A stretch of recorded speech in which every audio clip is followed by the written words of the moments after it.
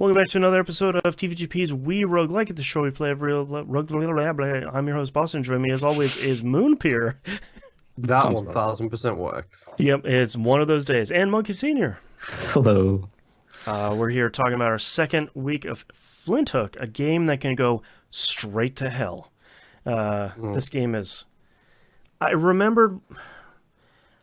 I can't get past this second boss because this game is so friggin' hard that every time I get up to the boss, I'm like not in a good enough position to beat the boss fast enough or anything, and I die on the boss, and then I just have to do the whole thing back over. So I die on the boss, and I go, yeah, I'm okay.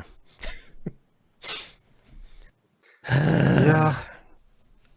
I'm going to reiterate my point I made last week, which is the controls suck. Like, they just flat out suck. And I think they're so close to what they're trying to do, it's just... They didn't get it there. Mm-hmm. It's... Just give me a customizable control options. Yeah. And then I would have 100%. so much more fun with this game. Yeah. On the Series X, can you remap your controls in the OS? I don't know if you can do it on the OS level. I know you could. Okay. You can with an Elite. I know that much. Oh, okay. I was wondering if it was like a PS4, PS5 thing where it's like, I'm going to remap my controls for everything, and then just kind of goes throughout. Yeah, I think you can do that. Okay. I think you can, but I'm not gonna give this game the Right. I'm not going to do the work for the game. No, exactly. The game. Yeah. I'm playing the game as intended. Just like Right. when we do the rankings, we always refer to that other game as classic version. That's right. Because Sorts of that's that. the game we played, Right. and it's not my job to fix their broken control scheme Yeah.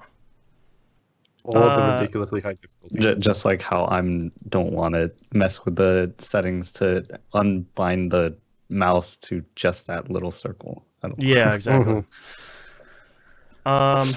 Yeah, so, Monkey, how you doing? Well, I haven't beat the second boss either. Okay. But yeah, this game is Yeah, stuck tough, on him. and like there's a lot of weird design decisions that like it. I don't think they're bad. They're just like, why? 'Cause, like, Yeah. the spikes that appear when you step on them, they Yeah. they do so in a whole chunk instead of just the one you step on, right? So Right. you can't Uh-huh. if you're just walking, you can't just walk through them. You hit it, and then the ones in front of you come up, and it's like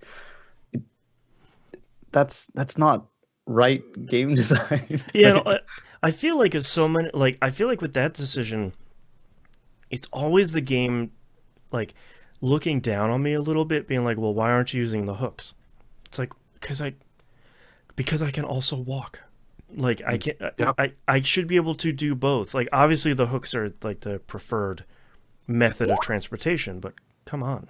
Yeah, and even with that, like I think for the whole game being about the hook, right?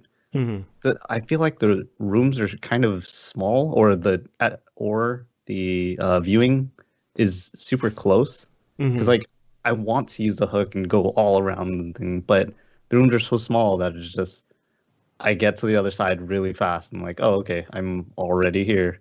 Yeah, I- like I- with I- one hook and momentum, you're like, oh, Yeah. now I'm on the other side. I never feel cool using the hook, like going around. That's a really good point. Yeah. Yeah, And because then, like you even know, when they have those rooms that are like one like 6 or 7 rooms stacked up where you can just go up and kind of traverse a in like an environmental puzzle, even that is sort of like I'm just kind of going up over and over again. There's no like real cool thing about it. yeah, and then the relics, like, are they just collectibles with no other use? I believe so. Is- I did I that- think so, but I think like there's in the black market there's a bunch of stuff you can unlock that gives you like increased rewards based on how many relics you collected Oh. and run. Okay. Oh, It's okay. really weird. Like, Yeah. yeah. I was just looking at it. I was like, oh, there's nothing to do with it. I guess it builds the world, but you could have done that with, I don't know, items or something. Yeah, I feel like Hades has been so celebrated because it rewards you so strongly, even if even if a run doesn't go successfully, you still get something. I feel like oftentimes Flinthook is the roguelike that people think about, where they're like, oh, well, I don't like roguelikes because, you know, they don't reward you run over run. I really feel like that a lot of times with Flinthook, where it's like, I'll get a little bit of experience, I'll get a little bit of something, but I'm not like unlocking something where it's like, now I shoot 50% farther, now I shoot 25% further. Like, it feels like it's a bigger mountain to climb to get any of those upgrades, as opposed to kind of, oh, well, I didn't succeed on a run, but I still got X, Y, and Z, so I'm a little bit more equipped going into that next run. And that's really frustrating. Mm-hmm. Yeah. And then my last note for this week, the recurring segment of should this not have been a roguelike? Right. Right. I don't know. So I've been playing a lot of Bloodstained Ritual of the Night. Is that the one? The not 8-bit one? Yeah. Yeah. And maybe it's because I've been playing a lot of that, but I think this would have made for a really good Metroidvania. Ooh. Yeah. Like, you just unlock hook upgrades and like boot upgrades or something, and then like you're traversing the whole thing, and like I think it would have just take out the permadeaths, whatever, and have those upgrades like that. And I don't know but it is what it is. I feel like that's been, I don't mean for this to sound mean, I apologize if it is, that feels like the history and the legacy of tribute games. Like, Wizorb came out and it was like, hey, here's a cool breakout, but like there's spells and wizard stuff. That's pretty cool. And then like Flinthook and Mercenary Kings kind of came out around the same time, where Flinthook is sort of like, yeah, this would be a really cool Metroidvania with these mechanics in it. And Mercenary Kings was like, this looks like a Metroidvania, but it's a Monster Hunter game. And it's like, oh, okay, I feel like I misunderstood both of the games you guys put out near the same time. So I feel like that's probably the legacy of like this era of tribute games, where it's like, oh man, this game looks super cool. Wait, it's a what? It's maybe not what it looks like on the tin. But I haven't played Panzer Paladin, so maybe that's better. Yeah, this game is still something else, and also go ahead. It's freaking me out a little bit, because it's one of those things where it's like, it could be so good.